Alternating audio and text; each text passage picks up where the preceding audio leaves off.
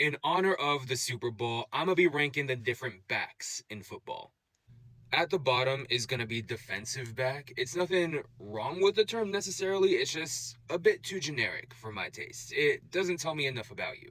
Also, in my bottom tier is slot back because after I'm done recording this, I'm probably not going to say that word again. So I also got dime back in the bottom because to me, dime back sounds like a lesser snake. Like if a diamondback is the cool, strong snake, a dimeback would be a weakling.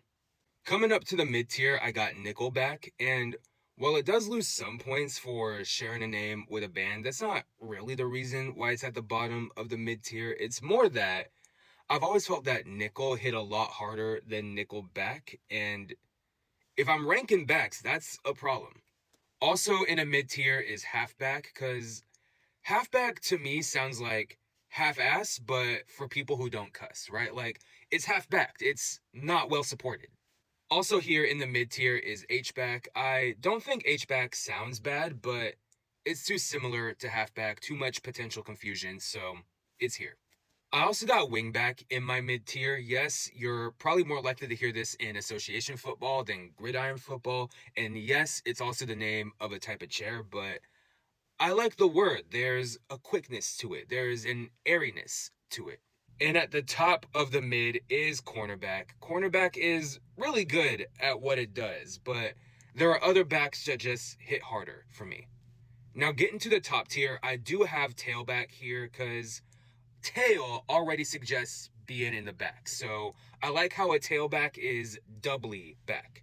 I also got running back up here. It's the word I'm actually going to use when describing a ball carrier most of the time. And, it has one more syllable than things like halfback and tailback, but it's not clunky. It works well. I also got linebacker in my top tier because linebacker is a good descriptor of people. Like, I'm more likely to say that someone is built like a linebacker than built like an edge rusher.